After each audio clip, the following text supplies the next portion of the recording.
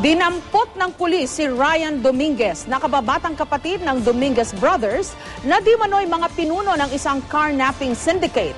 Dahil dyan napasugod sa Bulacan Provincial Police Office ang dating artista na si Katrina Paula na girlfriend ni Raymond Dominguez. Live mula sa Malolos, Bulacan, may report si Marisol Abdurrahman. Marisol?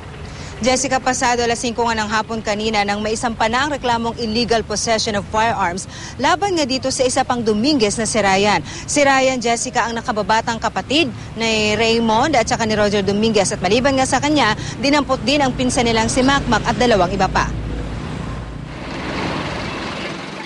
Humahangos na dumating dito sa Bulacan PNP si Katrina Paula, nobya ni Raymond Dominguez. Dinampot daw kasi ng mga pulis ang nakababatang kapatid ni Raymond na si Ryan kagabi. Kasama ni Ryan ang pinsang si Macmac. Pati po yata pagpatay sa lamok ngayon, isisisi na rin sa yung Dominguez. Parang awa nyo na po, nakakulong na yung mga tao doon. Dumating din ang ina ng magkakapatid na Dominguez. Maya-maya pa, ito na ang sumunod na eksena.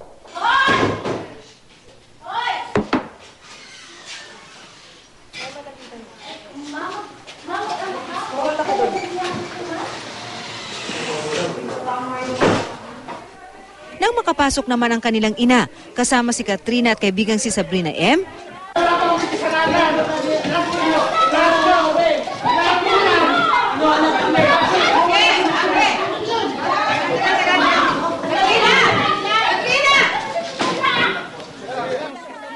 pinigilan daw kasi sina Katrina na makalapit kina Ryan.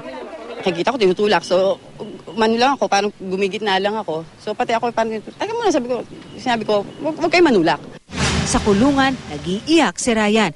Git niya at pinsang si Macmac. Bigla na lang silang inaresto ng mga pulis dakong alas 7 kaninang umaga. Paalis na raw sana sina Ryan at Macmac noon gamit ang kanilang mga sasakyan ng dambutin ng mga pulis. Huli nga ba kayong may mga baril kagabi? Wala po. Wala po talaga kami. Nasaan kayo nung nahuli? So hindi totoong sa safe house kayo nakuha?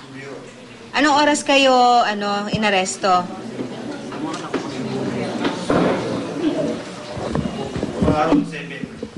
Kaninang umaga. Hindi direktang isinasangkot ng pulisya sina Ryan at Macmac sa kaso ng pagpatay kay Mendiola at dalawang kasama nito. Pero giit ng pulisya, may basihan ang kanilang pag-aresto sa mga ito. Gayunman, sisilipin daw nila kung may kinalaman ang mga ito sa Mendiola killing.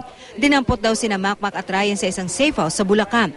Na-recover din sa kanilang matataas na kalibre ng baril at mga sasakyang ito na isinailalim kanina sa pagsusuri ng SOCO. Kasalukuyang nakakulong si Raymond sa New Believer Prison, samantalang si Roger ay nasa Camp Bagong Diwa. Pareho silang nahaharap sa kasong carnapping at murder.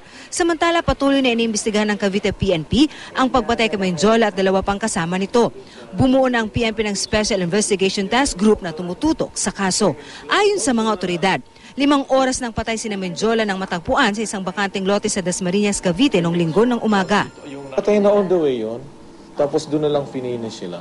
Kasi yung pagkaka-tape ng kanilang mukha, walang lalabas na hangin. Aminado ang Cavite PNP, wala pa rin silang impormasyon sa mga suspect. So walang mga nakatira. Walang mga nakatira. Kaya walang makapagturo sa atin kung sino talaga nag-iwan ng bodies dun sa lugar na yun Gayunman, patuloy ang kanilang pakikipagtulungan sa iba pang unit ng PNP para sa agarang pagresolba sa kaso. Jessica, nakatakdang isailalim nga sa ballistic test itong ang siray ng kanyang pinsan na si Macmac at dalawang iba pa.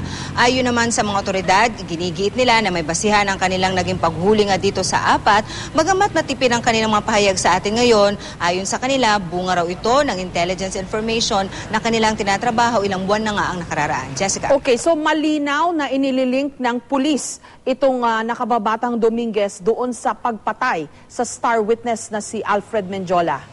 Jessica, pagdating sa bagay na yan, hindi pa yan talaga kinumpirma o hindi pa yan nilinaw sa atin. Okay. Pero hindi raw nila isinasantabi ang possibility na posible nga nasangkot nga itong si Ryan at kanyang pinsan na si Macmac. Pero tuloy pa rin daw ang kanilang pagkalap ng mga impormasyon para nga mapatunayan ang mga report na kanila ng mga natatanggap. Okay. Marisol, alam mo ba kung ilan lahat itong magkakapatid na Dominguez?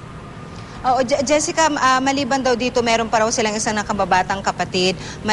Sa ngayon nga, nasabi nga ng kanilang nanay, talagang lubhang apektado, maging siya, pati ang kanyang asawa, dahil nga parang inuunti-unti na nga raw sila, parang kulang na nga lang daw lahat, buong pamilya, ay ikulong na nga raw nitong mga otoridad na ito. Okay, maraming salamat, Marisol Abduraman.